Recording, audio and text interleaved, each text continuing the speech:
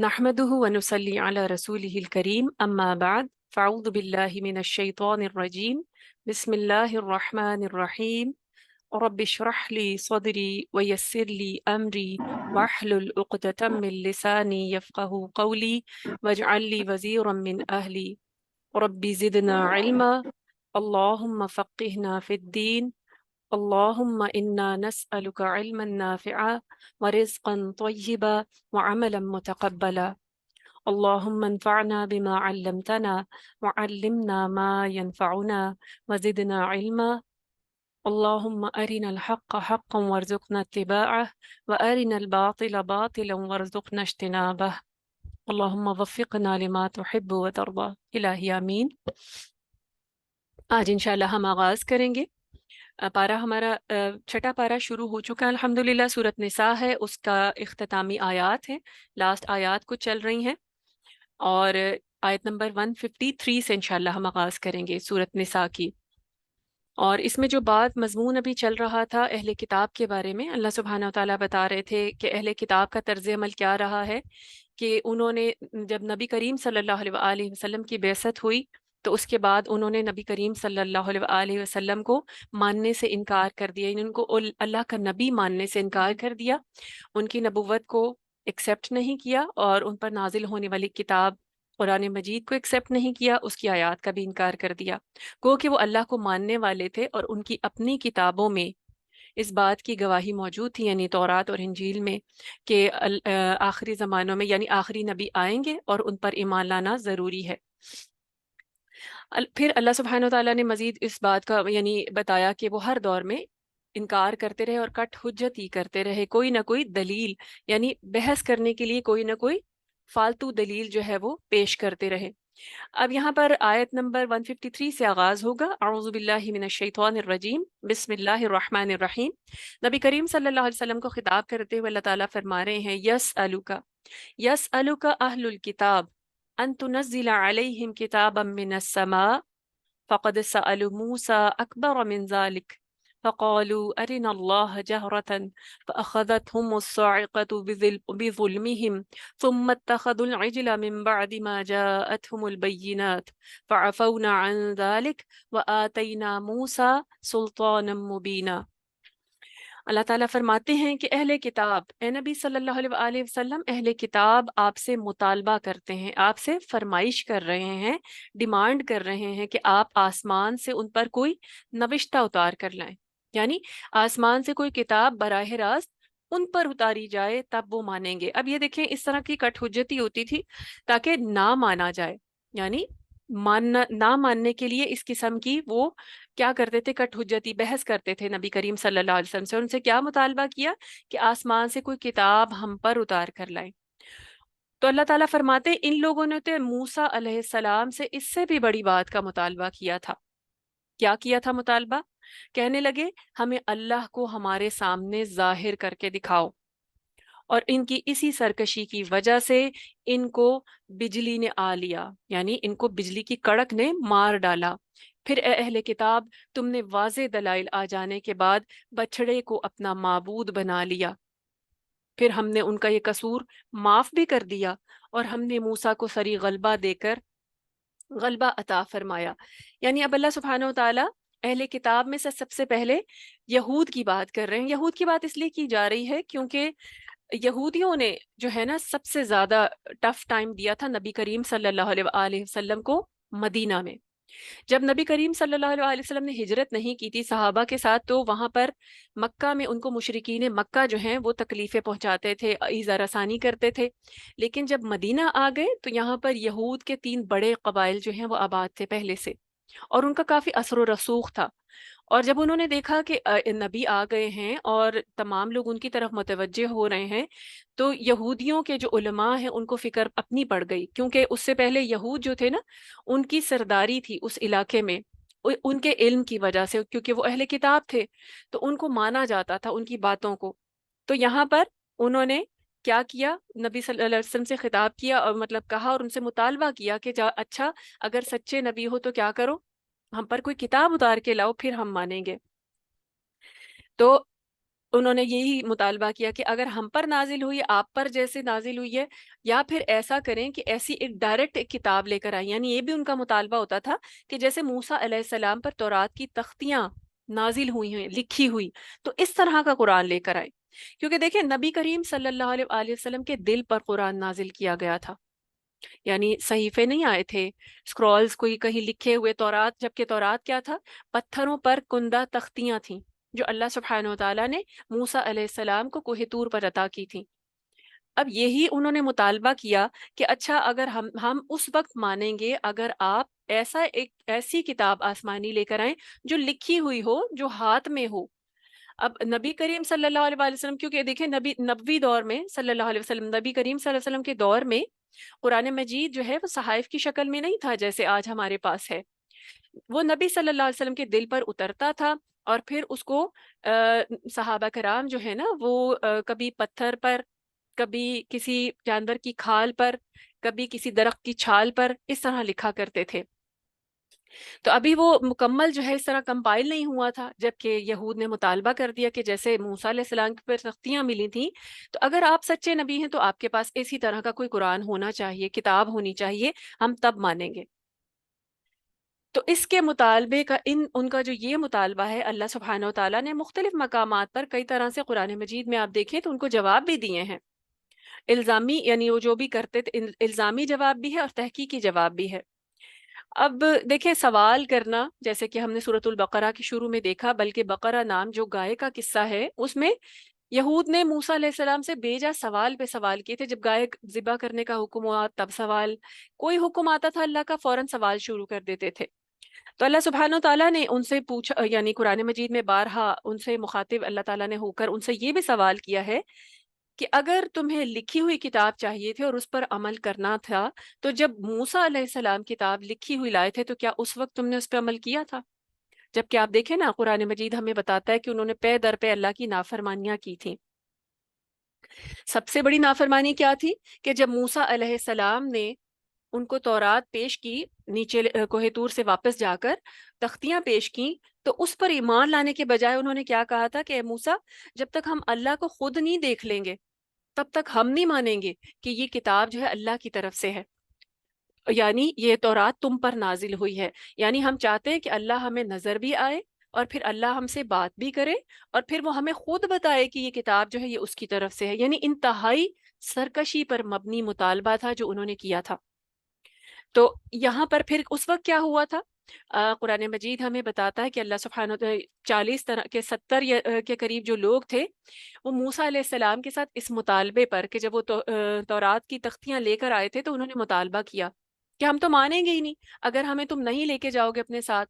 تو موسیٰ علیہ السلام ان لوگوں کو لے کر کوہ طور پر تشریف لے گئے، پھر اللہ سے دعا کی کہ یہ لوگ جو ہیں اس وقت تک اسے قبول نہیں کریں گے. تو اللہ تعالیٰ نے، ایسا تو ہو نہیں سکتا تھا کہ اللہ تعالیٰ ان لوگوں کو اپنا دیدار کروا دیتے، کیونکہ آپ دیکھیں ہم جانتے ہیں قرآن مجید سے پتہ ہے کہ کوئی انسانی آنکھ اللہ سبحانہ و تعالیٰ کو نہیں دیکھ سکتی. آج تک کسی انسان نے، کیا کسی نبی نے بھی اللہ سبحانہ و تعالیٰ کو اس آنکھ سے، اپنی آنکھ سے نہیں دیکھا، یعنی ڈائریکٹ. حتیٰ کہ احادیث بتاتی ہیں کہ معراج کے موقع پر نبی کریم صلی اللہ علیہ وآلہ وسلم نے بھی اللہ تعالیٰ کو دیکھا نہیں تھا. فاصلہ بہت کم تھا، حجابات بہت کم تھے، لیکن اللہ سبحانہ و تعالیٰ نے حجاب کے پیچھے سے نبی کریم صلی اللہ علیہ وآلہ وسلم سے کلام کیا تھا. اور کہاں ان کا یہ مطالبہ کہ اللہ کو تو ہم نے خود دیکھنا ہے، ایسے سرکش لوگ. تو اللہ تعالیٰ نے اس وقت ان کے اس مطالبے پر ان پر ایسی بجلی کڑاکے کی بھیجی، اور کہا جاتا ہے، مفسرین بتاتے ہیں کہ اللہ کی تجلی کی بجلیاں تھیں. ہم جانتے ہیں نا قرآن مجید میں ہمیں قصہ ملتا ہے جب موسیٰ علیہ السلام اللہ سے کیونکہ بات کیا کرتے تھے کوہ طور پر 40 دن اللہ تعالیٰ سے وہ بات کرتے رہے. اللہ تعالیٰ نے ان سے 2 مرتبہ باقاعدہ، یعنی جب وہ وادی طویٰ سے گزر رہے تھے پہلی مرتبہ ان کو کلام کیا، ان سے بات کی، ڈائریکٹ بات کی، کیونکہ وہ کلیم اللہ کہلاتے ہیں. اور انہوں نے جب اللہ تعالیٰ سے بار بار اس طرح بات کی تو ان کے دل میں خواہش ہوئی کہ میں بات تو کر رہا ہوں، میں اللہ تعالیٰ کو دیکھ لوں. اور انہوں نے اللہ تعالیٰ سے یہ فرمائش کر دی، ایک نبی کی فرمائش تھی محبت میں اپنے رب سے، کہ میں آپ کو دیکھنا چاہتا ہوں. اللہ سبحانہ و تعالیٰ نے کہا تم مجھے نہیں دیکھ سکتے. اور پھر کیا ہوا تھا؟ ان کی فرمائش پر اللہ تعالیٰ نے کیا کہا تھا ہم سب جانتے ہیں، قرآن ہمیں بتاتا ہے کہ انہوں نے، اللہ تعالیٰ نے تجلی کی تھی. ایک چھوٹی سی تجلی ڈالی تھی پہاڑ پر جو ریزہ روزہ ہو گیا تھا، جل گیا تھا، اور موسیٰ علیہ السلام بے ہوش ہو گئے تھے۔ تو کہاں یہ نافرمان لوگ پھر انہوں نے مطالبہ کیا اور اللہ تعالیٰ کی کچھ تجلیاں اللہ تعالیٰ نے جو ظاہر کی، تو یہ 70 کے لوگ جو ہے نا یہ سب کے سب مر گئے تھے، بے ہوش نہیں ہوئے تھے، مر گئے تھے اس وقت۔ قرآن مجید کی آیات ہمیں بتاتی ہیں۔ پھر اس کے بعد کیا ہوا کہ موسیٰ علیہ السلام اس وقت گھبرا گئے تھے کہ اگر یہ 70 لوگ یہاں مر گئے تو پھر میں باقی قوم کو کیا جواب دوں گا، اور وہ پھر بالکل منکر ہو جائیں گی۔ تو اللہ سے انہوں نے دعا کی، اور اللہ سبحانہ وتعالیٰ نے ان لوگوں کا یہ قصور، یعنی اتنی بڑی نافرمانی معاف کرتے ہوئے ان کو زندہ بھی کر دیا تھا۔ تو اللہ تعالیٰ یہاں پر پھر بات کر رہے ہیں کہ ان کی ظلم کی وجہ سے، ان کے بیجا مطالبے کی وجہ سے، ان کی نافرمانی کی وجہ سے انہیں بجلی نے آ لیا تھا۔ پھر اللہ تعالیٰ نے کیا کہا، ثم اتخذوا العجل من بعد ما جاءتهم البینات، پھر اے اہل کتاب یعنی یہود، تم نے واضح دلائل آ جانے کے بعد بچھڑے کو معبود بنا لیا۔ یعنی اب اللہ سبحانہ وتعالیٰ کہہ رہے ہیں کہ جب تمہیں واضح دلائل مل گئے تھے، اور یہ واضح دلائل کیا تھے؟ موسیٰ علیہ السلام کے معجزات تھے۔ موسیٰ علیہ السلام کو اللہ تعالیٰ نے 2 معجزے دیے تھے فرعون کے دربار میں جانے سے پہلے۔ ایک عصا تھا، یعنی انہی کا عصا جس سے وہ مختلف کام لیا کرتے تھے، اپنی بکریوں کو چرایا کرتے تھے، پتے جھاڑا کرتے تھے درختوں سے۔ اس کو اللہ تعالیٰ نے ایسا اللہ کے اذن سے معجزہ بنایا کہ جب اس کو زمین پر پھینکتے تھے تو وہ بہت بڑا اژدہا بن جاتا تھا، جس کے ذریعے فرعون کے دربار میں جادوگروں کا مقابلہ کیا گیا اللہ کے حکم سے۔ اس کے علاوہ ایک معجزہ ہے ید بیضا۔ حضرت موسیٰ علیہ السلام کو اللہ تعالیٰ نے معجزہ دیا کہ فرعون کے دربار میں جا کر تم بتانا کہ میں اللہ کا نبی ہوں، اور پھر اس کے بعد اپنی بغل میں اپنا ہاتھ ایسے رکھنا، تم نکالو گے تو وہ سفید چمکتا ہوا ہوگا۔ ید بیضا، بیضا کہتے ہیں انڈے کو، یعنی انڈے کی سفیدی کی طرح، اور وہ سفید ایسا روشن ہو جاتا تھا کہ جیسے اس میں سے روشنی پھوٹ رہی ہے۔ یہ بھی واضح دلائل ہیں۔ اس کے علاوہ آل فرعون پر عذاب آئے تھے مختلف طرح کے، جس میں ٹڈیوں کا عذاب تھا، چوہوں کا عذاب تھا، مینڈکوں کا عذاب تھا، یہ سارے عذاب، طوفان تھا، خون کا عذاب، یہ تب آتے تھے جب وہ نافرمانی کرتے تھے بار بار۔ پھر جب عذاب آتا وہ موسیٰ علیہ السلام کو کہتے تھے کہ اب اللہ سے کہیں کہ عذاب ہٹا لے، پھر ہم اللہ پر ایمان لے آئیں گے۔ جب عذاب ہٹتا وہ پھر نافرمانی۔ تو اللہ تعالیٰ نے یہاں پہ پھر اس چیز کو دوبارہ سمرائز کیا ہے۔ آپ دیکھیں اللہ تعالیٰ نے سورۃ بقرہ میں بھی یہودیوں کو ان کی یہ بات یاد کرائی کہ تم کیسے نافرمان تھے۔ یہاں پر بھی کیا کہا کہ واضح نشانیاں آئیں، اس کے باوجود تم نے کیا کیا؟ اس کے باوجود تم ایمان نہیں لے کر آئے۔ اور واضح دلائل میں یہ سارے کی ساری نشانیاں ہیں۔ دریا کا پھٹ جانا، اس عصا کے ذریعے ہم دیکھتے ہیں، ہم نے قرآن مجید میں پڑھا کہ اس دریا، وہ جو دریا تھا اس کے 2 ٹکڑے ہو گئے، موسیٰ علیہ السلام اپنی قوم کو لے کر اس میں سے گزر گئے، اور اس کے بعد فرعون اس میں غرق ہو گیا۔ تو یہ بھی دلائل تھے نا۔ تو اللہ تعالیٰ نے کیا کہا کہ یہ سارے دلائل دینے کے بعد جب اللہ تعالیٰ نے بنی اسرائیل کو نجات عطا کی، اس کے بعد انہوں نے کیا کیا تھا، ان کا کیا رویہ تھا کہ اس کے بعد انہوں نے پھر بچڑے کو معبود بنایا تھا۔ جب موسیٰ علیہ السلام 40 راتوں کے لیے کوہ طور پر گئے تھے، اور بچڑے کو معبود بنانے سے کیا مراد ہے؟ اتنا بڑا اور کھلا شرک کہ ایک بچڑے کی عبادت کی جائے۔ اللہ کے اتنے انعامات کے بعد، فرعون سے نجات دینے کے بعد، تو اللہ تعالیٰ یہاں پر ان کو کیا کہہ رہے ہیں کہ تم نے تو یہ پہلے بھی نافرمانیاں اپنے رسول کے ساتھ کی ہیں، جو کھلی ایک کتاب تم پر لے کر آ گئے تھے، تو تمہارا یہ کام ہے۔ پھر اللہ تعالیٰ کہتے ہیں وَرَفَعْنَا فَوْقَهُمُ الطُّورَ بِمِيثَاقِهِمْ وَقُلْنَا لَهُمُ ادْخُلُوا الْبَابَ سُجَّدًا۔ اللہ تعالیٰ پے در پے انہیں اپنے وعدے یاد کرا رہے ہیں، بات کہ ہم نے ان یہودیوں سے اقرار لینے کے لیے ان کے سروں پر طور پہاڑ کو بلند کیا، اور کہا کہ دروازے میں سجدہ کرتے ہوئے داخل ہو جانا، اور یہ بھی حکم دیا تھا کہ ہفتے کے دن کے بارے میں زیادتی نہ کرنا۔ پھر ہم نے ان سے مضبوط عہد لیا تھا، پھر چونکہ ان لوگوں نے اپنا عہد توڑ دیا اور اللہ کی آیات کا انکار کیا اور انبیاء کو ناحق قتل کیا، اور یوں کہا کہ ہمارے دل غلافوں میں ہیں، حالانکہ اللہ تعالیٰ نے ان کے کفر کی وجہ سے ان کے دلوں پر مہر لگا رکھی تھی، لہٰذا سوائے چند لوگوں کی یہ لوگ ایمان نہیں لائیں گے۔ اب اللہ تعالیٰ نے پورا حال ان کا بیان کر دیا بنی اسرائیل کا، یہاں پر آیت نمبر 204 سے لے کر اور 104 سے لے کر 154 سے لے کر 155 تک۔ اللہ تعالیٰ نے کیا کہا یہاں پر کہ قوم موسیٰ جو ہے اس کی نافرمانیاں بے جا تھیں۔ دیکھیں جب موسیٰ علیہ السلام کو تورات کی تختیاں نازل ہوئی تھیں تو اللہ تعالیٰ نے ان سے کہا تھا، وعدہ لیا تھا موسیٰ علیہ السلام کی قوم یعنی بنی اسرائیل سے کہ میں نے تمہیں شرف بخشا ہے، میں نے تمہیں امامت بخشی ہے دنیا کی، تو اب تم نے اس طور یعنی یہ جو تورات تمہیں عطا کی گئی ہے اس پر تم نے کیا کرنا ہے؟ عمل کرنا ہے۔ اور اس کے لیے ان سے پختہ عہد لینے کے لیے ان کے سروں پر کوہ طور پہاڑ کو معلق کیا گیا تھا۔ آپ دیکھیں، آپ کے ایک پتھر چھوٹا سا اٹھائیں تو اس کو جیسے معلق کرتے نا ہاتھ میں لے کے، تو اللہ سبحانہ و تعالیٰ نے کوہ طور کو باقاعدہ، یعنی یہ کوئی مثال نہیں ہے، ان کے سروں پر اٹھا کر معلق کر دیا تھا، اور ان سے کہا تھا اگر اسے نہیں مانو گے تو یہ تمہارے سروں پر گرا دیا جائے گا پہاڑ۔ اور اس وقت انہوں نے کیا کہا؟ عہد لے لیا کہ ہم اس پر عمل کریں گے، لیکن اس کے بعد وہ اپنے وعدے سے پھر گئے تھے۔ پھر اللہ تعالیٰ نے ان کو شہر اریحہ، ایک اریحہ شہر تھا، بنی اسرائیل کو اس پر غلبہ بھی دیا، فتح بھی دی، اور کہا کہ اب اس شہر میں جانا اور جاتے ہوئے اندر کیا کرنا؟ عز و انکساری سے داخل ہونا، کیونکہ فتح تمہیں اللہ نے دی ہے۔ لیکن بنی اسرائیل نے کیا کیا؟ اس شہر میں اکڑتے ہوئے داخل ہوئے۔ اللہ سبحانہ وتعالیٰ نے کہا حتتن کہتے داخل ہونا، اور وہ حنتتن یعنی گندم بالی کہتے ہوئے داخل ہوئے تھے۔ اور یہ تب ہوا تھا جب انہوں نے من و سلوا کو بھی ٹھکرا دیا تھا۔ اب آپ دیکھیں، آج ہم مثال دیتے ہیں من و سلوا کی، عمدہ کھانے، اور بنی اسرائیل کو اللہ نے وہ امامت بخشی تھی جن پر روز کھانا اترتا تھا۔ اب یہ کھانا ہمارے کھانے، پکے ہوئے کھانے کی طرح نہیں ہوتا تھا، یہ دال کی شکل کی ایک چیز ہوتی تھی جو میٹھی سی بیج کی شکل میں ہوتی تھی، جو آسمان سے جھڑتی تھی روزانہ، جسے وہ کھایا کرتے تھے۔ اس کے علاوہ پرندوں کا گوشت ہے، من اور سلوا۔ تو اس طریقے سے جو ہے نا وہ ان کے لیے آتا تھا، اور ان کو محنت نہیں کرنی پڑتی تھی۔ اللہ سبحانہ و تعالیٰ چاہتے تھے کہ اب اس قوم کو امامت دی ہے تو یہ کھانے پکانے کے کام کے بجائے کیا کرے؟ اپنے مقصد سے غافل نہ ہو، ان کو جو کتاب دی ہے اس پر عمل کریں اور اسے آگے پہنچائیں۔ لیکن انہوں نے کیا کیا؟ اس کھانے کو بھی ٹھکرایا، یہ بھی ان کی نافرمانی تھی۔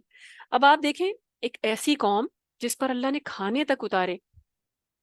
اب ہم سمجھتے ہیں شاید وہ دسترخوان لگے ہوئے آتے تھے، دسترخوان نہیں تھے، لیکن اللہ تعالیٰ نے ان کے لیے کھانے پینے کا بندوبست کیا تھا۔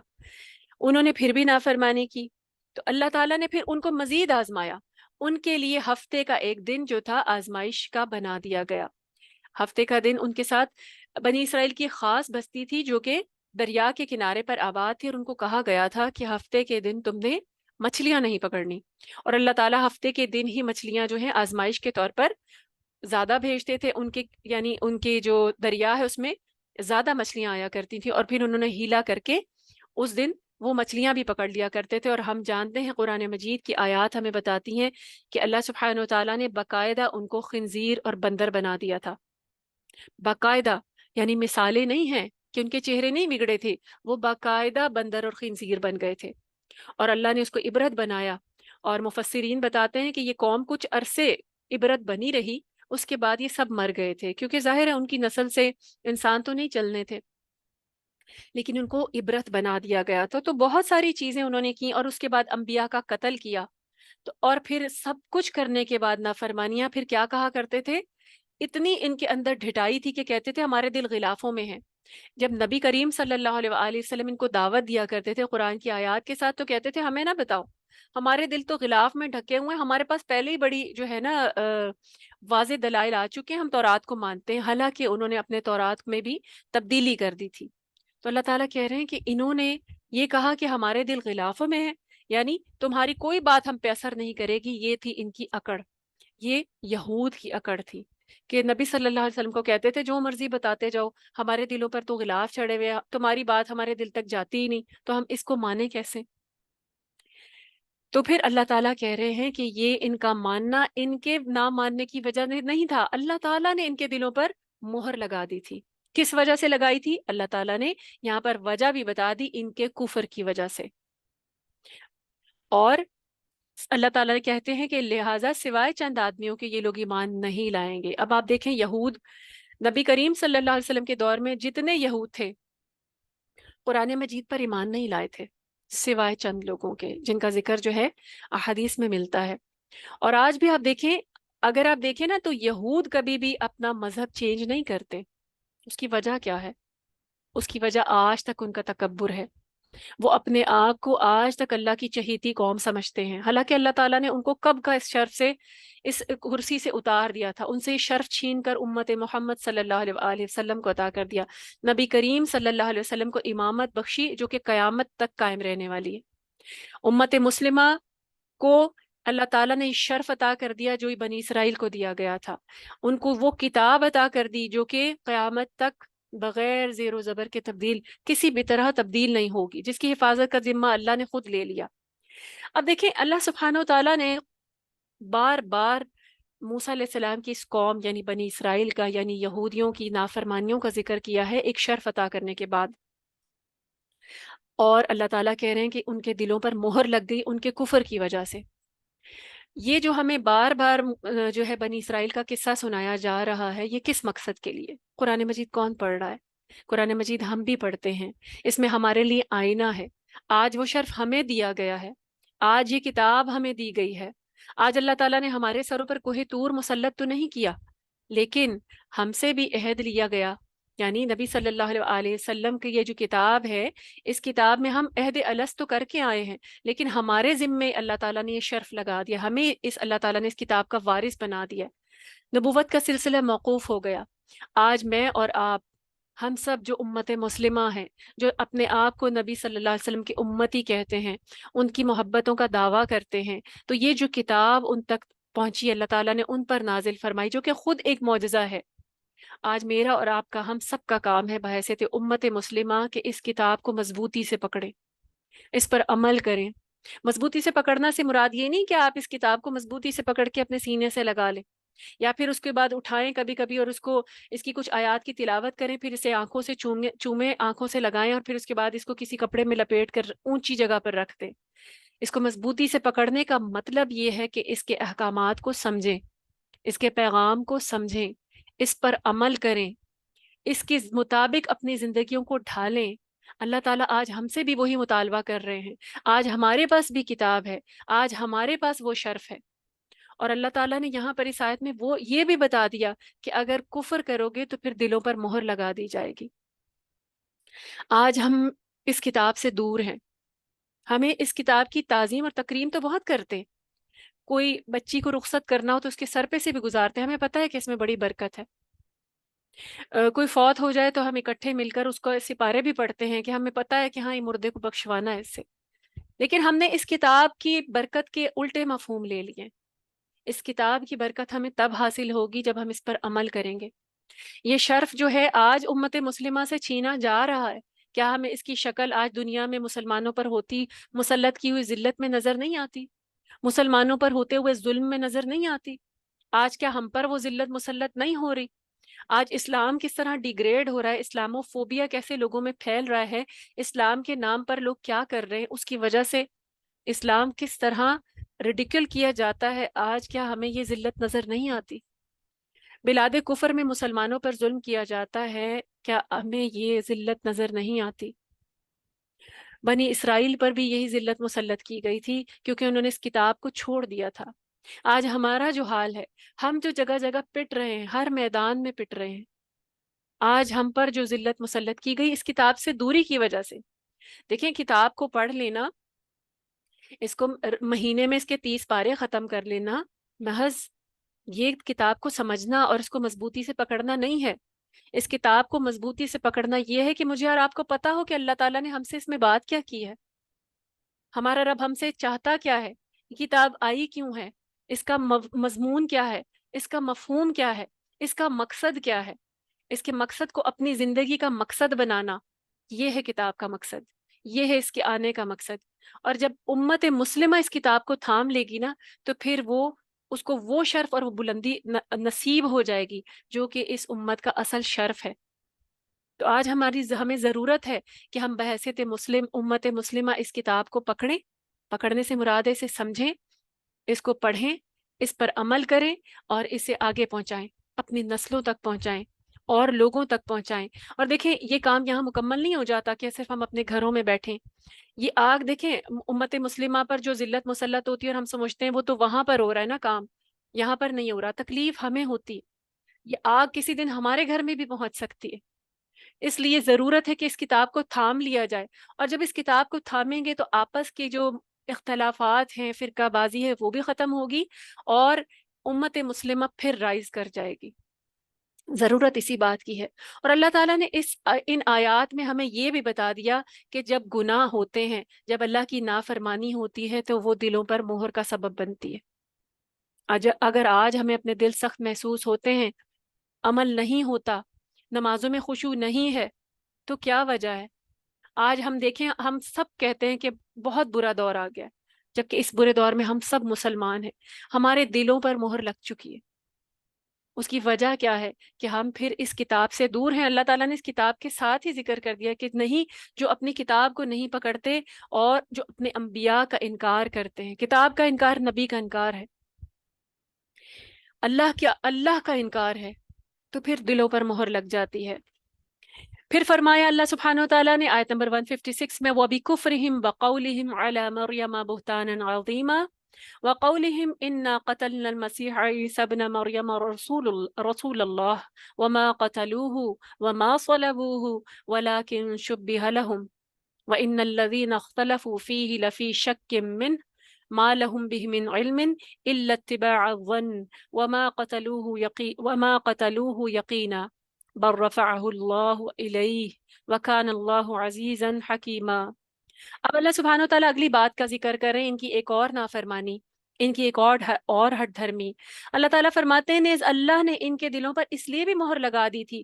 اب بنی اسرائیل کے علاوہ نصارہ کی بھی بات ہو رہی ہے، یہود کے علاوہ کرسچنز کی بھی بات ہو رہی ہے۔ ان کے عقیدے بھی خراب تھے، وہ بھی اہل کتاب ہیں، ان کو بعد میں کتاب عطا کی گئی تھی انجیل، اور یہود کو اس سے پہلے عطا کی گئی تھی تورات۔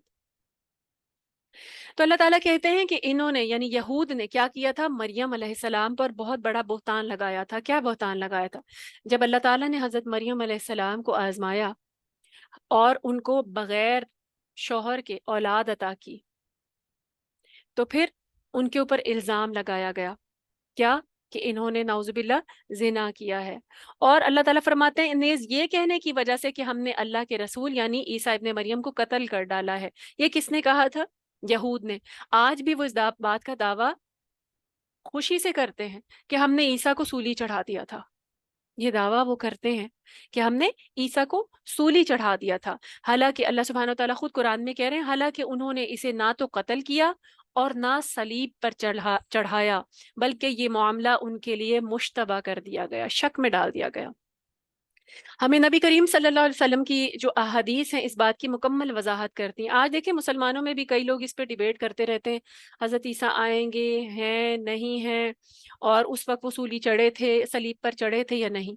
اللہ تعالیٰ ان آیات میں واضح بتا رہے ہیں کہ یہ جو اختلاف ہے نا ان کا، یہود کا تو یہ دعویٰ تھا کہ ہم نے صلیب پر چڑھایا، تو اللہ تعالیٰ کہہ رہے ہیں انہوں نے نہ تو اسے قتل کیا تھا اور نہ ہی صلیب پر چڑھایا تھا، یعنی حضرت عیسیٰ نہ تو اس وقت قتل ہوئے تھے نہ وہ صلیب پر چڑھے تھے۔ وہ تو ان کا ہم شکل ایک شخص تھا جس کو صلیب پر چڑھایا گیا تھا، اور وہی شخص تھا جس نے حضرت عیسیٰ کے خلاف سازش کی تھی، یعنی ان کو پکڑوایا تھا، مخبری کی تھی۔ اللہ تعالیٰ کہہ رہے ہیں کہ یہ معاملہ ان کے لیے مشتبہ کر دیا گیا، اور جن لوگوں نے اس معاملے میں اختلاف کیا وہ خود بھی شک میں مبتلا ہیں، انہیں اصل حقیقت کا کوئی علم نہیں، محض ظن یعنی گمان کے پیچھے لگے ہوئے ہیں۔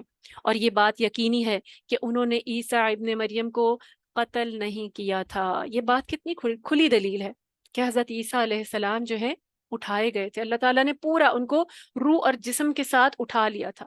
کیا یہ اللہ کے لیے کرنا مشکل ہے کہ اس پر ہمارے لیے یقین کرنا مشکل ہو جائے؟ اللہ تعالیٰ کے لیے کوئی مشکل نہیں ہے۔ اللہ سبحانہ و تعالیٰ وہ رب ہیں، جب ہم اس بات کو مانتے ہیں کہ اللہ تعالیٰ نے نبی کریم صلی اللہ علیہ وسلم کو معراج پر اوپر بلایا تھا، ملاقات کی تھی، تحفے تحائف دیے تھے، کلام کیا تھا، ہم اس بات کو خوشی سے مانتے ہیں، تو اس بات کو ماننے میں کیا قباحت ہے کہ حضرت عیسیٰ علیہ السلام نہیں اٹھائے جا سکتے؟ اور یہ جو اختلاف ہے نا یہ یہود و نصارہ کے اندر سب سے زیادہ ہے۔ وہ تو کہتے تھے، یہود کہتے تھے ہم نے قتل کر دیا، اور عیسائی کیا کہتے ہیں کہ وہ صلیب چڑھ گئے تھے، اور ان کے اندر بھی اتنے فرقے ہیں کرسچنز میں۔ ایک فرقے کا یہ ماننا ہے کہ وہ کچھ دن سولی چڑھے رہے تھے اور پھر اس کے بعد ان کو اوپر اٹھا لیا گیا تھا۔ کچھ کا ماننا یہ ہے کہ سارے لوگوں کے کرسچنز کے گناہوں کو لے کر وہ سولی چڑھ گئے، تو اب انہوں نے سارے کرسچن جو آنے والے ہیں قیامت تک ان کے گناہوں کا ازالہ خود ہی کر دیا۔ اب ان کو کرسچنز کو کوئی سزا نہیں ملے گی، یعنی ان کے نبی سولی چڑھ گئے ان سب کے گناہوں کی کمپنسیشن میں۔ طرح طرح کے عقیدے ہیں آج مسلمانوں میں ہے، عیسائیوں میں بھی بہت سارے جو ہیں فرقے ہیں جن کے الگ الگ معاملات ہیں، الگ الگ بلیوز ہیں۔ تو اللہ تعالیٰ نے کیا کہا، انہیں کوئی بھی علم نہیں ہے، یہ گمان کے پیچھے لگے ہوئے ہیں، لیکن یہ بات یقینی ہے کہ انہوں نے عیسیٰ ابن مریم کو قتل نہیں کیا، بلکہ اللہ نے اسے اپنی طرف اٹھا لیا تھا، اور اللہ بہت زور آور اور حکمت والا ہے۔ یہ آیت نمبر 158 ہے، وَكَانَ اللَّهُ عَزِيزًا حَكِيمًا۔ اب دیکھیں یہودیوں کے دل پر جو بدبختی تھی اللہ تعالیٰ نے ساری ایکسپلین کر دی کہ ان کی بدبختی کی وجہ سے ان کے دلوں پر مہر لگی، اور وہ کیا کرتے تھے، حضرت مریم کو کنڈیم کرتے تھے۔ جب وہ بچے کو اٹھا کر لائیں اپنی بستی کی طرف، اس وقت بھی کنڈیم کیا، اور اب تک کنڈیم کرتے رہے۔ پھر اس کے بعد حضرت عیسیٰ علیہ السلام، اور ان کو یعنی پہلے حضرت عیسیٰ علیہ السلام کو ولد الزنا کہا، نعوذ باللہ، ایک طرف اتنی تکذیب کی گئی، اور اس کے بعد ان کے ساتھ کیا کیا گیا، ان کی شان میں اتنا غلو کیا گیا کہ اس کے بعد ان کو اللہ کا بیٹا ہی مان لیا گیا وہ معجزات دیکھتے ہوئے۔ اور حضرت مریم کو وہ حضرت زکریا سے منسوب کرتے تھے کہ یہ ان کے کمرے میں جاتا ہے تو نعوذ باللہ یہاں انہوں نے کوئی زنا کیا، یعنی نبیوں پر، حضرت مریم جیسی پاک دامن عورت پر انہوں نے تہمت لگائی، تو یہ ان کا گناہ تھا۔ تو یہ اللہ تعالیٰ نے کیا کہا کہ یہ معاملہ جو تھا یہ مشتبہ کر دیا گیا۔ پھر فرمایا اللہ تعالیٰ نے آیت نمبر 159 میں، وَإِن مِّنْ أَهْلِ الْكِتَابِ إِلَّا لَيُؤْمِنَنَّ بِهِ قبل موته وَيَوْمَ الْقِيَامَةِ يَكُونُ عَلَيْهِمْ شَهِيدًا۔ اللہ تعالیٰ فرماتے ہیں، اور یہ جتنے اہل کتاب ہیں عیسیٰ ابن مریم کی طبعی موت سے، یعنی موت سے پہلے جو ان کو طبعی موت آئے گی، اس سے پہلے ضرور اس پر ایمان لے آئیں گے، اور قیامت کے دن وہ ان کے خلاف گواہی دیں گے۔ کون؟ حضرت عیسیٰ علیہ السلام۔ اب یہاں پہ دیکھیں بات کی جا رہی ہے کہ یعنی قیامت کے دن، قیامت کے نزدیک جب اللہ تعالیٰ فرماتے ہیں کہ جتنے بھی اہل کتاب ہیں یہ پہلے اپنی موت سے پہلے اور حضرت عیسیٰ کی موت سے پہلے ان پر ایمان بھی لے آئیں گے، یعنی قیامت کے دن جب عیسیٰ علیہ السلام آسمان سے اس دنیا پر نزول فرمائیں گے۔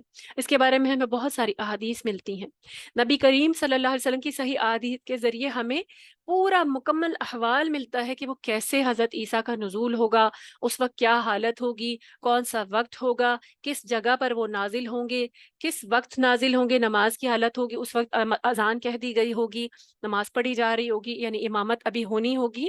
تو سارے اہل کتاب جو ہیں یہود، وہ بھی اس وقت ایمان لے آئیں گے۔ یعنی اب دیکھیں نا، جب عیسیٰ علیہ السلام دنیا میں واپس آئیں گے قیامت سے پہلے، جب دجال آ جائے گا، کیونکہ دجال کی احادیث بتاتی ہیں، صحیح احادیث، کہ دجال کے آنے کے بعد حضرت عیسیٰ علیہ السلام کا نزول ہوگا، جب دجال کا فتنہ ہر طرف پھیل چکا ہوگا، تب اللہ تعالیٰ اس کے خاتمے کے لیے حضرت عیسیٰ علیہ السلام کو جو ہے نیچے، کیونکہ قیامت کی بڑی بڑی نشانیوں میں سے یہ نشانی ہے کہ حضرت عیسیٰ کا نزول ہوگا، تو پھر جب وہ آ جائیں گے تو اس وقت کے جیوز جو ہے نا وہ بھی پھر حضرت عیسیٰ کو مان لیں گے۔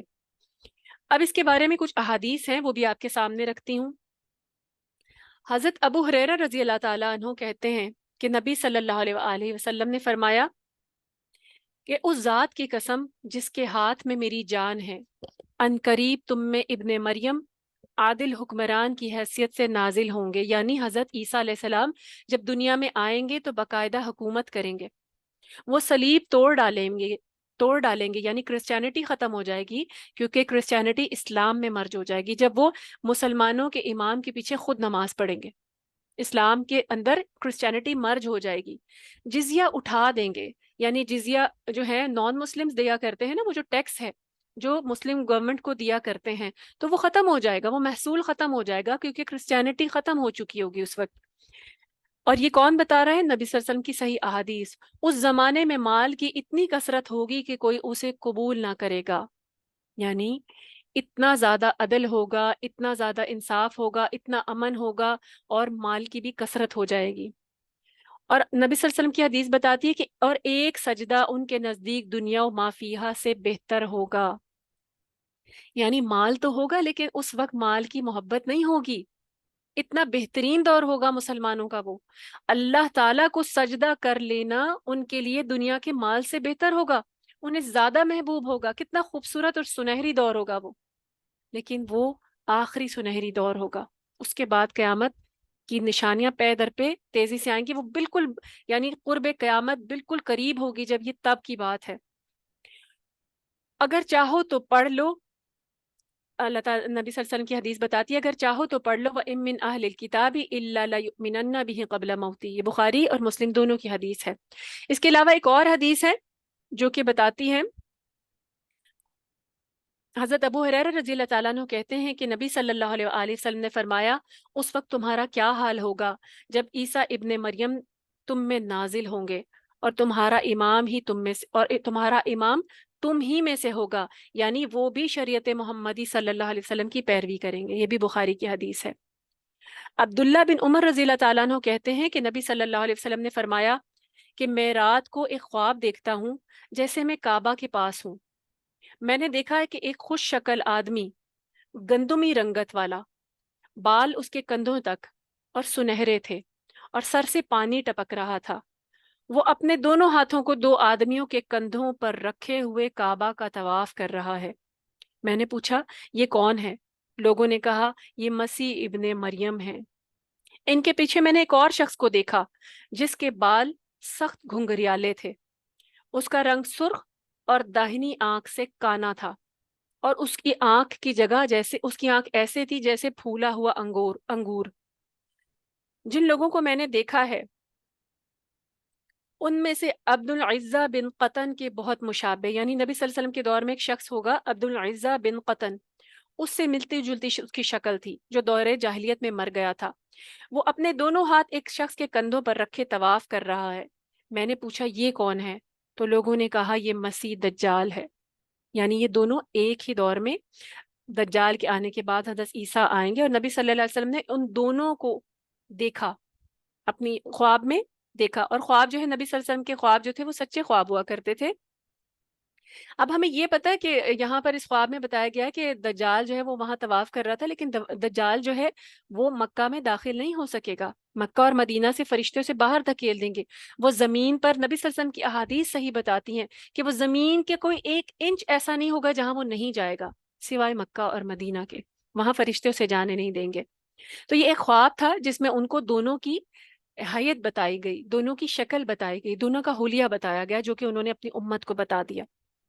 نبی کریم صلی اللہ علیہ وسلم نے فرمایا کہ میری امت میں سے ایک جماعت ہمیشہ حق پر لڑتی رہے گی اور قیامت تک غالب رہے گی۔ پھر عیسیٰ ابن مریم نازل ہوں گے تو اس جماعت کا امیر کہے گا کہ آئیے ہمیں نماز پڑھائیے، یعنی اس وقت کیا ہوگا کہ ایک جماعت ہوگی، وہی جماعت جو ہے وہ عیسیٰ علیہ السلام کو اپنا امیر بنائے گی۔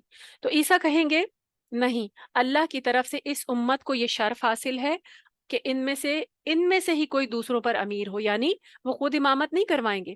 اگر حضرت عیسیٰ علیہ السلام امامت کرا لیتے تو کرسچینٹی جو ہے وہ رائز کر جاتی، مسلمان ہی امامت کرائیں گے اور انہی کی امامت میں حضرت عیسیٰ نماز پڑھیں گے۔ یہ کس بات کا سمبل ہے؟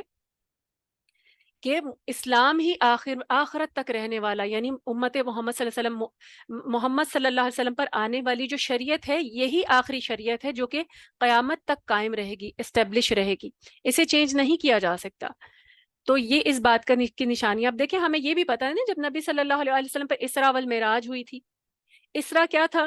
جب ان کو مسجد نبی صلی اللہ علیہ وسلم سے مسجد اقصیٰ تک لے جایا گیا تھا اور وہاں جا کر انہوں نے تمام انبیاء کی امامت کرائی تھی۔ یہ بھی کس بات کی دلیل ہے کہ تمام جو ادیان ہیں ان میں سب سے آخری دین اور اوتھینٹک اور مکمل دین جو ہے دین نبی صلی اللہ علیہ وسلم کو دے دیا گیا، مکمل کر دیا گیا دین، یعنی پچھلی ساری شریعتیں اس میں مرج ہو گئیں۔ یہ امامت اس بات کا اعلان ہے کہ اب قیامت تک دین اسلام جس پر آج ہم ہیں، امت محمد کو جو دیا گیا ہے، یہ شریعت کامل شریعت ہے، مکمل شریعت ہے۔ پھر اس کے علاوہ نبی صلی اللہ علیہ وآلہ وسلم نے فرمایا کہ دجال اسی حال میں ہوگا کہ یعنی اسی حال میں ہوگا، یعنی فتنہ پھیلا رہا ہوگا کہ اللہ تعالیٰ مسیح ابن مریم کو مبعوث فرمائیں گے، جو دمشق کے شرقی سفید مینار کے پاس اتریں گے۔ شہر بھی بتا دیا نبی صلی اللہ علیہ وسلم کی احادیث میں، دمشق میں، شام کا شہر ہے دمشق، وہاں پر سفید مینار کے پاس حضرت عیسیٰ کا نزول ہوگا، وہاں پر وہ اتریں گے اور زرد رنگ کا جوڑا پہنے ہوئے اور اپنے دونوں ہاتھ 2 فرشتوں کے بازوں پر رکھے ہوئے ہوں گے، اس طرح وہ اتارے جائیں گے زمین پر۔ جب اپنا سر جھکائیں گے تو قطرے ٹپکیں گے، ان کے سر پہ کے بال ایسے ہوں گے جیسے پانی ٹپک رہا ہے، اور جب اٹھائیں گے تو بھی موتیوں کی طرح قطرے گریں گے۔ کافر ان کے سانس کی بو پاتے ہی مر جائیں گے۔ کافر کون ہوں گے؟ اس وقت دجال کے جو فالوورز ہوں گے، دین اسلام کو کا انکار کرنے والے ہوں گے، تو وہ کیا ہوگا، ان کی سانس کی بو پاتے ہوئی مر جائیں گے اور ان کا سانس حد نگاہ تک پہنچے گا۔ پھر وہ دجال کی تلاش کریں گے تو اسے باب لد پر پائیں گے، پھر اسے قتل کر دیں گے۔ یہ مسلم کی صحیح حدیث ہے، اور یہ ہمیں مکمل احوال بتا دیا گیا اس حدیث میں کہ آخر ہوگا کیا، عیسیٰ علیہ السلام کیسے آئیں گے، کس طریقے سے ان کا نزول ہوگا، دجال کو وہ کیسے اور کس جگہ پر ختم کریں گے۔ اور آج دیکھیں بہت سے جگہوں سے ہمیں پتہ بھی چلتا ہے، سوشل میڈیا سے پتہ چلتا ہے کہ لد کے مقام پر ایک ایئرپورٹ ہے، تو وہاں سے وہ بھاگنے کی کوشش کرے گا دجال، اور وہیں پر حضرت عیسیٰ اس کو پا کر قتل کر دیں گے۔ عبداللہ بن عمر رضی اللہ تعالیٰ عنہ کہتے ہیں کہ نبی صلی اللہ علیہ وآلہ وسلم نے فرمایا کہ دجال میری امت میں نکلے گا وہ 40 رہے گا، میری امت میں نکلے گا تو وہ 40 رہے گا، مجھے نہیں معلوم کہ 40 دن یا 40 ماہ یا 40 سال۔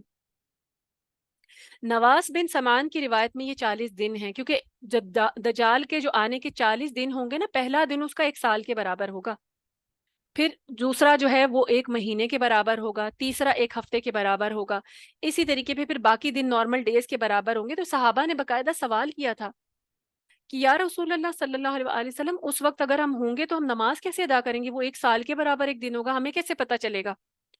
تو نبی صلی اللہ علیہ وسلم نے کہا تھا کہ اپنے وقت کو تم شمار کرتے رہنا اور اندازے سے پھر نماز پڑھنا۔ واللہ عالم۔ اور یہ احادیث ہمیں صحیح بتاتی ہیں، کیا بتاتی ہیں؟ کہ وہ وقت بھی اس وقت ایسا ہو جائے گا کہ ایک دن دجال کے وقت میں 1 سال کے برابر ہو جائے گا۔ پھر اللہ تعالیٰ عیسیٰ ابن مریم کو بھیجے گا، وہ ایسے ہوں گے جیسے عروہ بن مسعود ہیں، یعنی عروہ بن مسعود اس دور میں جو صحابی تھے ان کی شکل ہم شکل ہوں گے، یعنی نبی صلی اللہ علیہ وسلم نے صحابہ کو بتایا کہ ان سے ریزمبل کرتے ہوں گے۔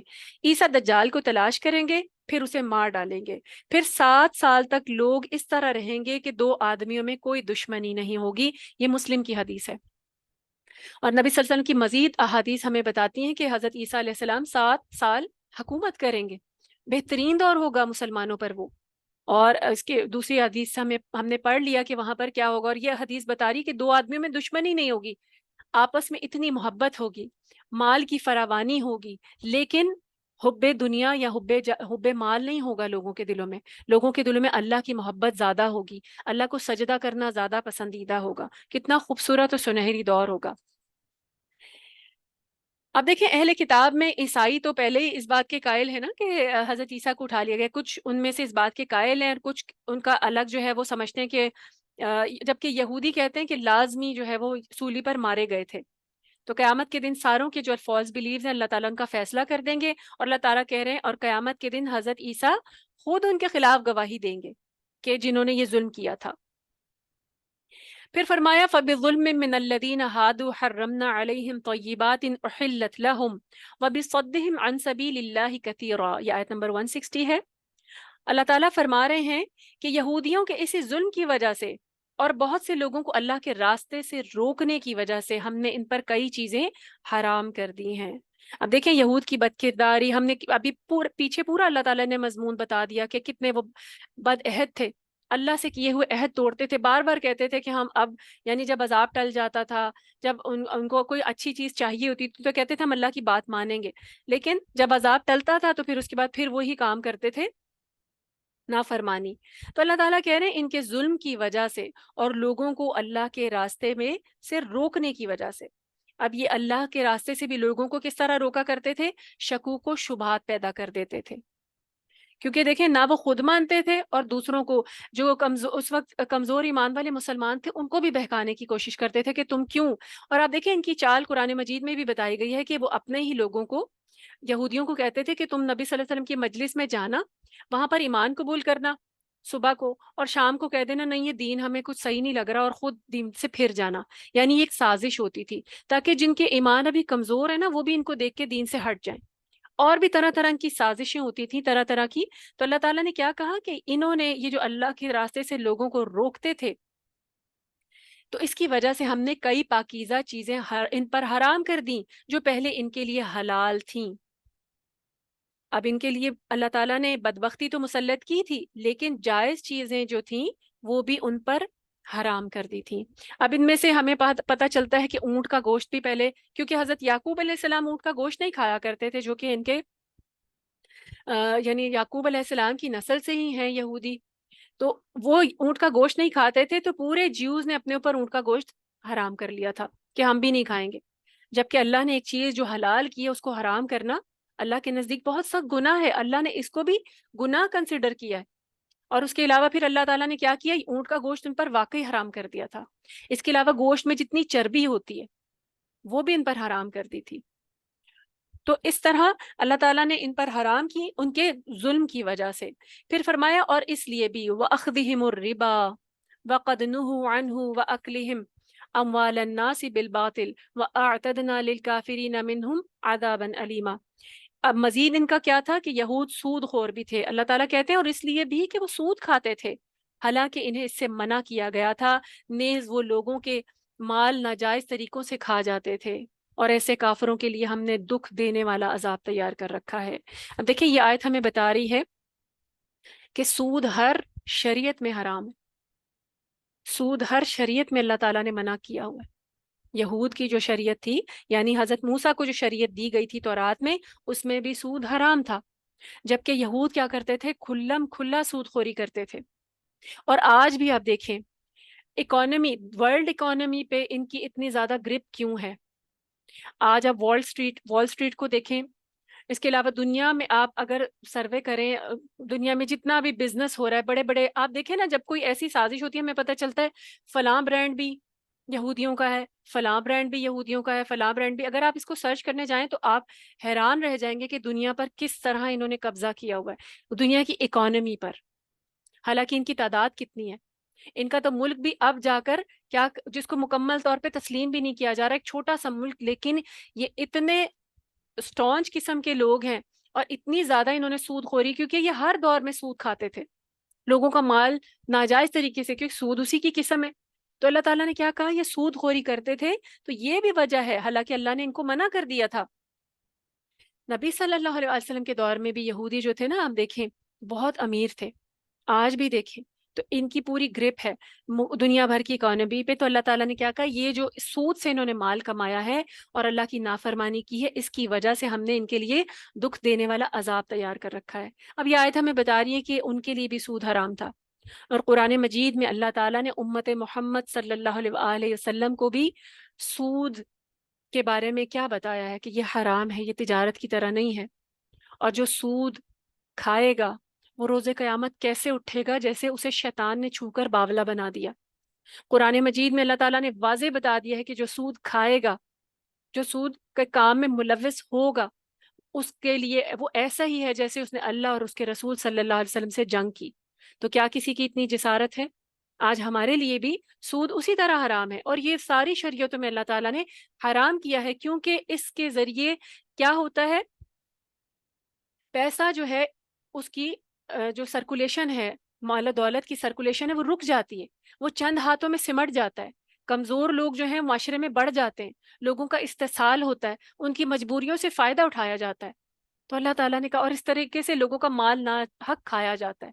لیکن آج یہ سسٹم ہماری پوری دنیا میں اس طرح پریویل کر چکا ہے، سودی سسٹم، کہ دیکھیں آج چاہ کر بھی کہیں نہ کہیں ہم اس کا شکار ہو جاتے ہیں، جبکہ اللہ تعالیٰ نے اس کی بہت ساری جو ہے ہلاکتیں بتائی اور احادیث کے ذریعے بھی پتہ چلتی ہیں۔ پھر فرمایا لیکن الراسخون، اب اہل کتاب کی بات ہو رہی ہے نا، تو اللہ تعالیٰ نے اہل کتاب کی پہلے ساری نافرمانیاں، بد کرداریاں، اللہ تعالیٰ نے ان کے عہد توڑنا، سب کچھ بتا کے ان کے اچھے لوگوں کا تذکرہ کیا ہے۔ اللہ تعالیٰ سب سے بہترین قدردان ہے، ان کے اچھے لوگوں کا، اہل کتاب کے، یہود کے، ان کا ذکر کیا ہے۔ اللہ تعالیٰ فرماتے ہیں آیت نمبر 162 میں، لیکن الراسخون فی العلم منهم والمؤمنون يؤمنون بما أنزل إليك وما أنزل من قبلك والمقيمين الصلاة والمؤتون الزكاة والمؤمنون بالله واليوم الآخر أولئك سنؤتيهم أجرا عظيما۔ اللہ تعالیٰ فرماتے ہیں کہ لیکن ان میں سے جو علم میں پختہ اور ایماندار ہیں، راسخون فی العلم ہے، جن کا علم پکا ہے اور وہ ایمان والے ہیں، اور وہ اس وحی پر بھی ایمان لاتے ہیں جو آپ صلی اللہ علیہ وآلہ وسلم کی طرف نازل کی گئی، یعنی قرآن کو بھی مان لیتے ہیں، اور اس پر بھی جو آپ سے پہلے نازل کی گئی، یعنی ان کی کتاب تورات۔ اور وہ نماز قائم کرتے ہیں اور زکوٰۃ ادا کرتے ہیں۔ اب اس سے ہمیں کیا پتہ چل رہا ہے مزید؟ کہ دیکھیں ساری شریعتیں ایک ہی تھی۔ نماز امت جو موسیٰ ہے ان پر بھی فرض تھی، نمازوں کی تعداد ڈفرینٹ تھی، زکوٰۃ بھی ان پر فرض تھی۔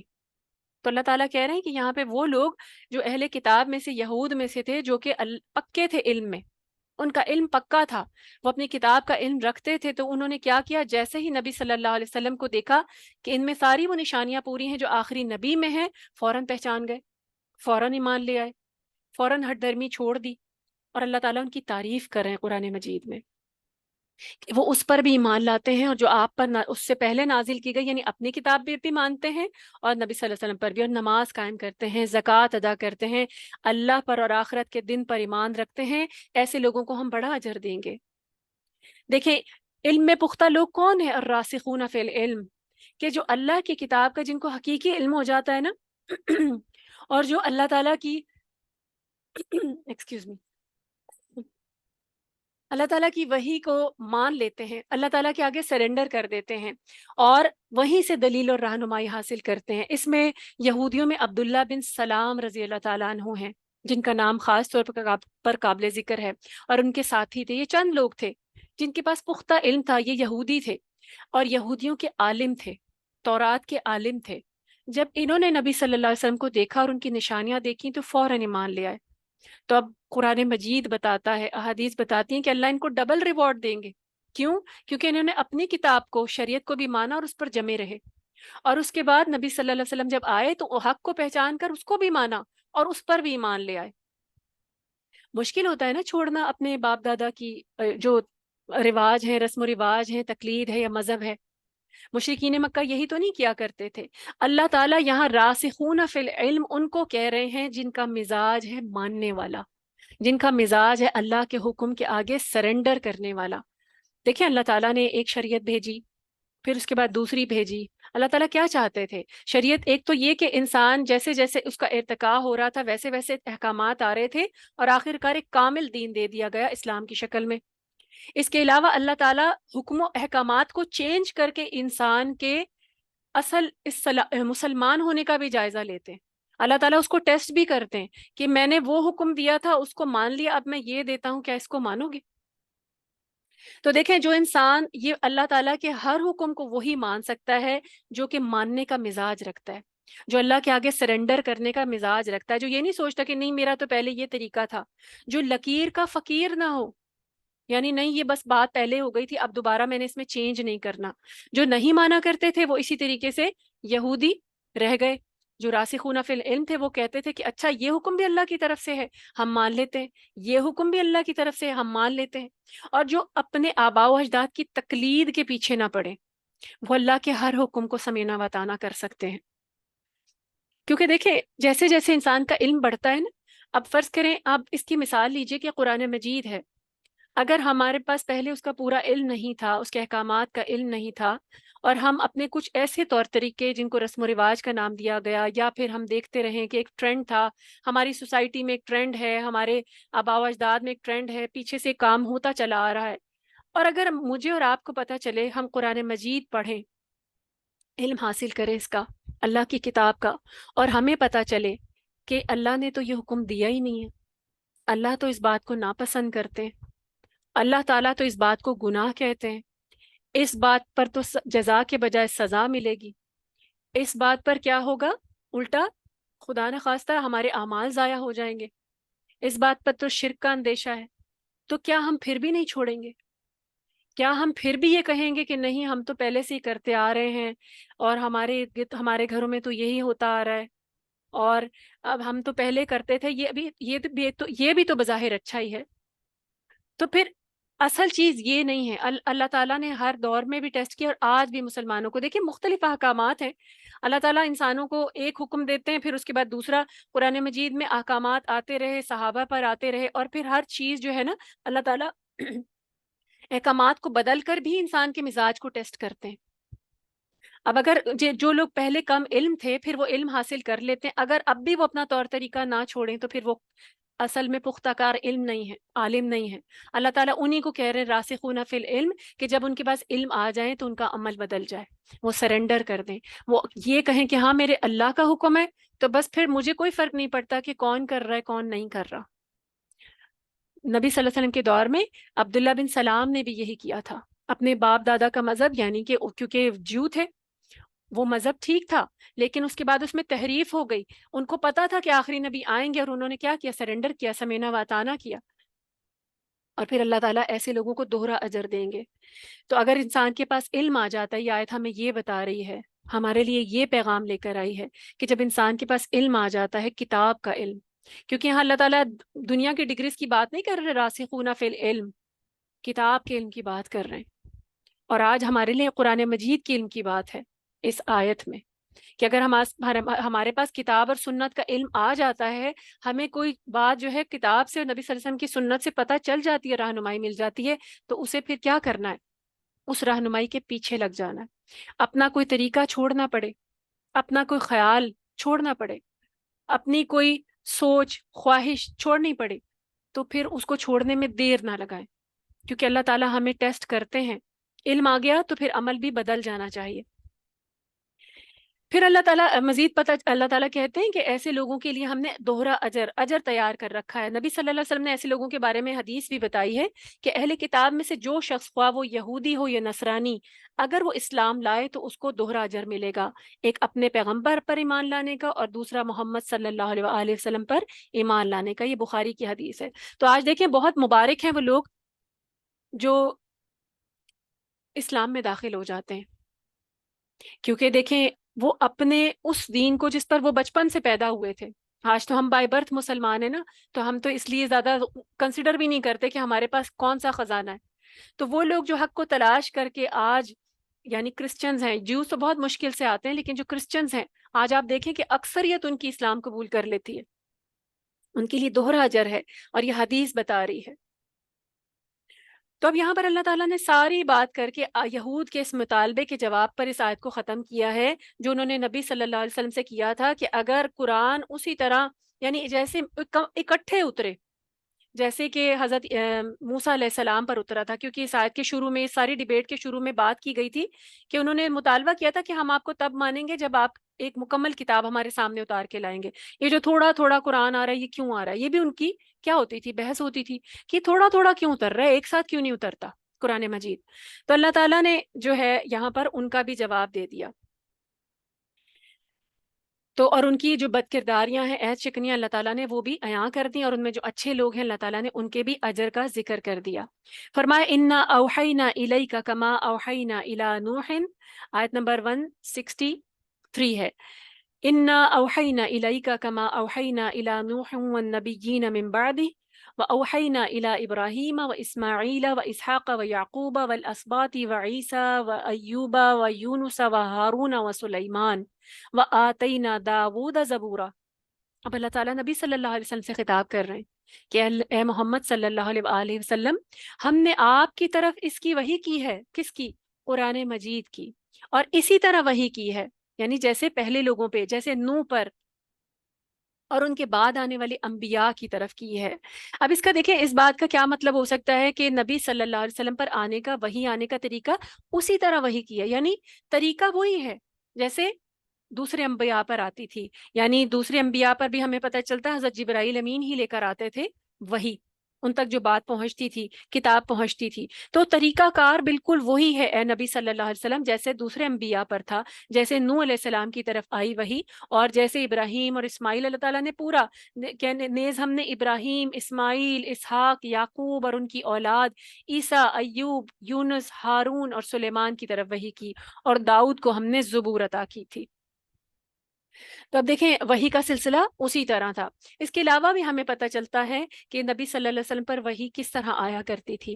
دیکھیں نبی کریم صلی اللہ علیہ وآلہ وسلم کو جب اللہ تعالیٰ نے نبوت کے لیے 40 سال کے جب وہ ان کی عمر ہوئی، تو اللہ تعالیٰ نے اس وقت جو ہے ان کو بعثت، یعنی ان کے لیے مقرر کر دیا۔ اس وقت جو ہے باقاعدہ فرشتہ جو ہے وہ وحی لے کر آنے لگا۔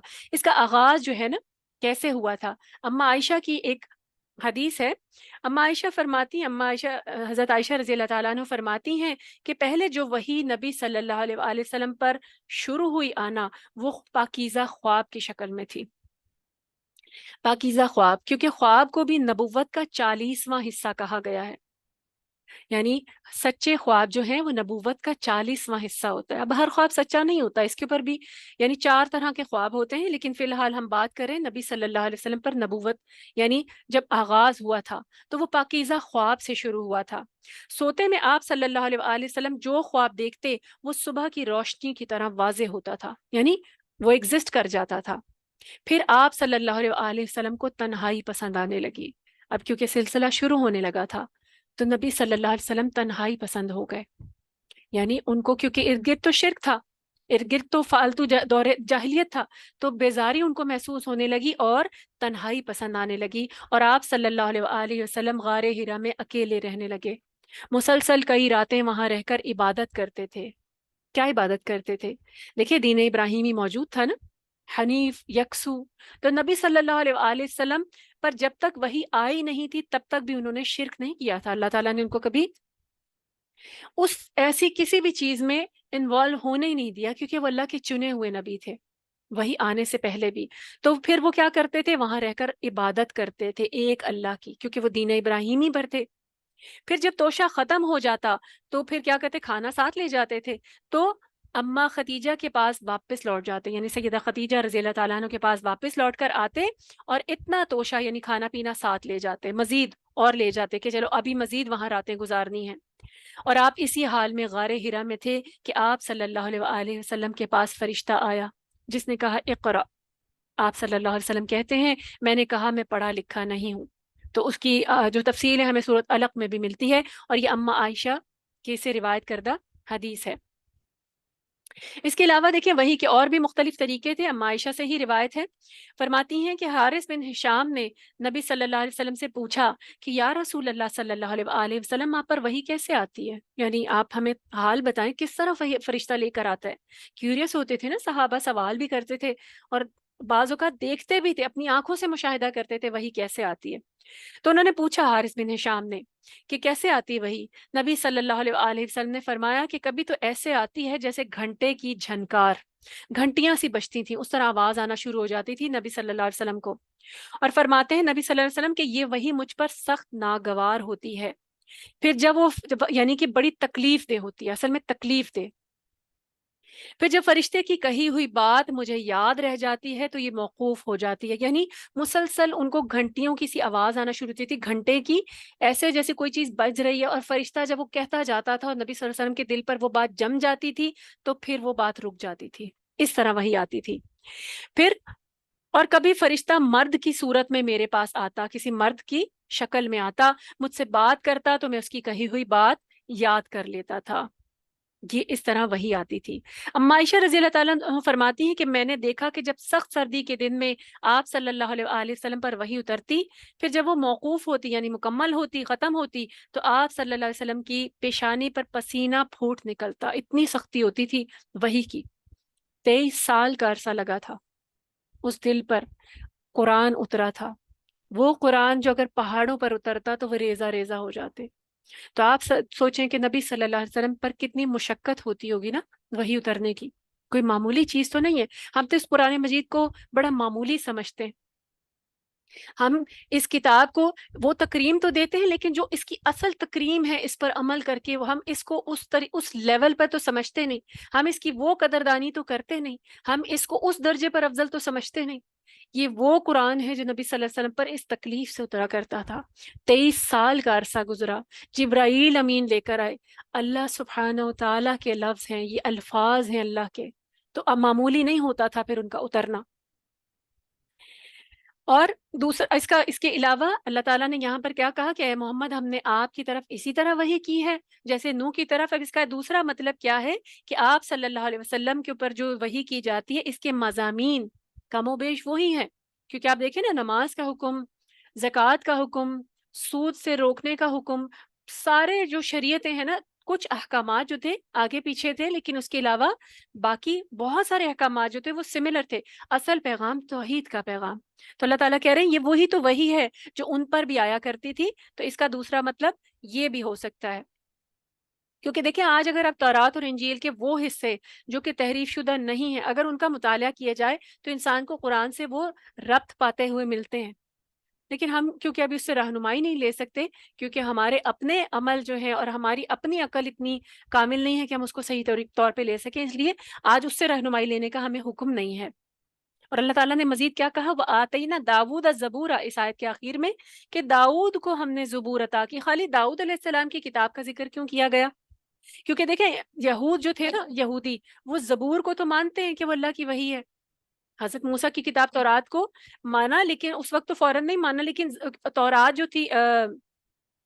جو تھی وہ ایک ساتھ نازل ہو گئی تھی، 10 کمانڈمنٹس جو تھی، لیکن زبور بھی اسی طرح وقفے وقفے سے نازل ہوئی تھی۔ تو اللہ تعالیٰ کہہ رہے ہیں داؤد کو زبور عطا کی۔ اب یہاں یہ کہنے کا مقصد یہ ہے کہ جو ان پر اچانک اکٹھے نازل نہیں ہوئی اور تم زبور کو مانتے ہو، تو حضرت حضور پاک صلی اللہ علیہ وسلم پر جو آرام آرام سے اتر رہی ہے وہی، اس کو کیوں نہیں مانتے؟ زبور بھی تو آرام آرام سے اتری تھی، تم اس کو مان لیتے ہو، تو اس کو ماننے میں کیا قباحت ہے؟ یہ بھی ان کے ایک سوال کا جواب ہے۔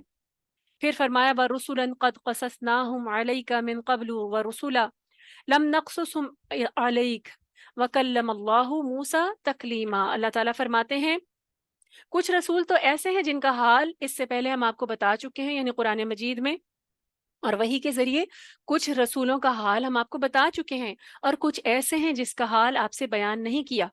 اور اللہ تعالیٰ نے موسیٰ سے بول کر کلام کیا تھا، اللہ تعالیٰ خود بتا رہے ہیں۔ یعنی اب یہ آیت ہمیں بتا رہی ہے کہ نبی صلی اللہ علیہ وسلم کو اور ہمیں بھی دیکھیں کچھ انبیاء کے نام ملتے ہیں، جبکہ ہم جانتے ہیں کہ بہت سارے انبیاء، ہم تو 1,24,000 پیغمبر جو ہے نا یہ جانتے ہیں، لیکن یہ تعداد جو ہے، یہ فگر جو ہے، یہ درست نہیں ہے، یعنی مختلف آراء ہیں اس پر، ایکوریٹ نہیں ہے، کسی صحیح حدیث سے نہیں ہے ایکوریٹ، کیونکہ ہمیں تو بچپن سے پتہ ہے 1,24,000، اس سے زیادہ بھی ہو سکتے ہیں، اس سے کچھ کم بھی ہو سکتے ہیں، لیکن یہ بہت زیادہ ایک ایک وقت میں ہر خطے پر جو تھے نا انبیاء اترتے تھے، نبی آیا کرتے تھے، پیغمبر آیا کرتے تھے اللہ کا پیغام لے کر۔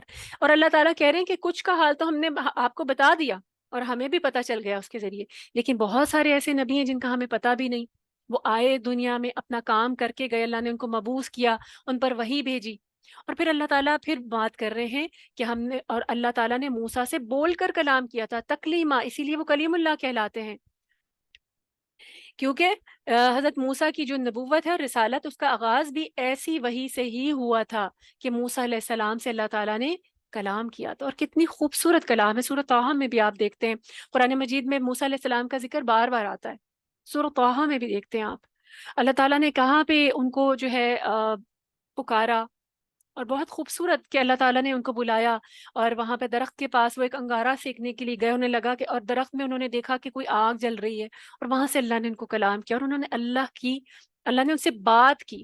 دیکھیں کتنی بڑا شرف ہے، انہوں نے اللہ کی آواز سنی ہے۔ باقی انبیاء، نبی صلی اللہ علیہ وسلم نے بھی سنی ہے، نبی صلی اللہ علیہ وسلم کو بھی یہ شرف حاصل ہے، باقی انبیاء سے فرشتوں کے ذریعے کلام کیا گیا، لیکن موسیٰ علیہ السلام کی یہ شان ہے، اور اس کے علاوہ ہمارے پیارے نبی صلی اللہ علیہ وآلہ وسلم کی یہ شان ہے کہ ان کو تو اپنے پاس بلا کر کلام کیا، تو انہوں نے بھی اللہ کی آواز سنی۔ تو موسیٰ تکلیمہ، اللہ تعالیٰ نے کیا کہا کہ موسیٰ کو بھی ہم نے یہ شرف دیا کہ انہوں نے ایک درخت کے پیچھے سے آواز سنی اللہ تعالیٰ کی، اور وہ اللہ ہی کی آواز تھی، اور اللہ نے کو بلا کر کہا کہ میں اللہ ہوں۔ پھر اس کے بعد اللہ تعالیٰ فرماتے ہیں رسول مبشرین و منذرین لئلا یکون للناس علی اللہ حجہ بعد الرسل وکان اللہ عزیزا حکیما، کہ اللہ تعالیٰ فرماتے ہیں کہ یہ سب رسول جن کا ذکر بھی کیا گیا اور جن کا ذکر نہیں کیا گیا، یہ سب لوگوں کو خوشخبری سنانے والے اور ڈرانے والے تھے، سب کا مقصد ایک ہے، سارے آتے تھے ابشار کے لیے، انذار کے لیے، لوگوں کو کہتے تھے اللہ کو مانو، ایک اللہ کی عبادت کرو، تمہیں آگے بہت ریوارڈ ملیں گے، سب کو آخرت کی یاد بھی دلاتے تھے، ایک اللہ پر ایمان لانا، آخرت کے انجام سے آگاہ کرنا، جہنم کے انجام سے آگاہ کرنا، یہ سب کا کام تھا، تاکہ ان رسولوں کے آنے کے بعد اللہ تعالیٰ مقصد بھی بتا رہے ہیں کہ ان کو کیوں بھیجا گیا، تاکہ ان رسولوں کے آنے کے بعد لوگوں کے لیے اللہ پر کوئی حجت باقی نہ رہے، اور اللہ تعالیٰ بڑا زبردست اور حکمت والا ہے۔ یہ اللہ سبحانہ و تعالیٰ کی کتنی محبت ہے نا ہمارے ساتھ، کہ اللہ تعالیٰ نے اتنے رسول بھیجے، وہ انبیاء بھیجے، پیغمبر بھیجے، جنہوں نے آ کر اللہ تعالیٰ کی پہچان لوگوں کو کرائی، اللہ تعالیٰ کے بارے میں، اس کی توحید کے بارے میں بتایا، آخرت کے بارے میں بتا دیا، ورنہ انسان دیکھیں بھٹکتا رہتا۔ تو دیکھیں اللہ تعالیٰ نے ایک چیز ذہن میں دیکھی، یاد رکھیے گا کہ اللہ تعالیٰ نے فطرتاً انسان کو اتنی عقل ضرور عطا کی ہے کہ وہ اللہ تعالیٰ کی معرفت حاصل کر سکے۔ تو انسان دیکھیں، اتنا تو ہم سب جانتے ہیں نا، ہر انسان جانتا ہے کہ کوئی چیز اپنے بنانے والے کے بغیر وجود میں نہیں آ سکتی۔ یہ تو جو اللہ کو نہیں مانتے وہ دوسری چیزوں کے بارے میں تو یہی نظریہ رکھتے ہیں نا۔ کوئی ملحد یہ تو نہیں کہہ سکتا کہ کوئی پینٹنگ خود بن جاتی ہے۔ کوئی ملحد ہوگا نا وہ بھی یہ مانے گا کہ کوئی پینٹنگ خود نہیں بن سکتی، اس کو بنانے والا کوئی پینٹر ضرور ہے۔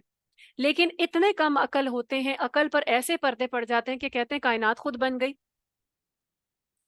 اور انسان یہ بھی جانتا ہے کہ دیکھیں، ہر انسان کو پتا ہے کہ اگر ایک لمبے عرصے تک کوئی سسٹم جو ہے نا بغیر کسی فالٹ کے نہیں چل سکتا۔ آپ ایک دیکھیں نا، دنیا میں بڑی سے بڑی ٹیکنالوجی لے آئیں، اس میں بھی کہیں نہ کہیں کوئی لوپ ہول آ ہی جاتا ہے، اس میں بھی کہیں نہ کہیں کوئی خرابی آ ہی جاتی ہے۔